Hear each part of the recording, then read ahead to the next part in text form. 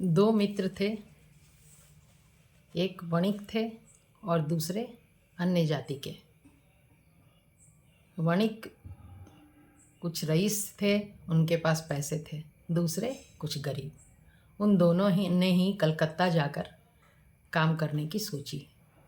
वणिक के साथ परिवार वालों का कुछ साथ था, वो जल्दी बढ़ गए। उन्होंने अपने दूसरे मित्र को भी अपने काम में लगा लिया। दोनों मित्र बढ़कर अच्छा काम चलने लगा और कुछ समय बाद जो दूसरे मित्र थे उनकी स्थिति बहुत अच्छी हो गई।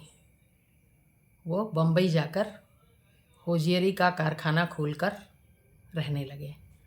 इस बीच में जो वणिक थे उनका काम उजड़ गया, वो भी बम्बई चले गए। तो दूसरे वाले मित्र ने अपने वणिक मित्र को अपने यहाँ मुनीम के पद पर रख लिया और बहुत अच्छे से उनसे व्यवहार करते थे, अपने भाई जैसा। काम अच्छी तरह से चल रहा था दोनों के साथ रहने से। एक दूसरे को जान प्राण से प्यार करते थे दोनों मित्र। एक बार जो मुनीम थे उनकी तबीयत खराब हो गई। अच्छे से अच्छे डॉक्टर को दिखाया गया। दूसरे मित्र ने कोई भी कमी नहीं रखी पैसे खर्च करने में, किंतु जो भगवान को मंजूर था वो वणिक जो थे वो परलोकवासी हो गए।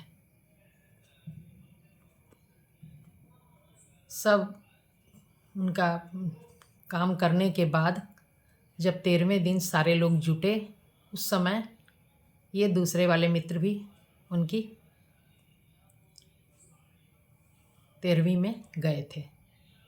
उन्होंने उनकी पत्नी की स्थिति देखी, बच्चों की स्थिति देखी, तो वो घर की हालत समझ गए।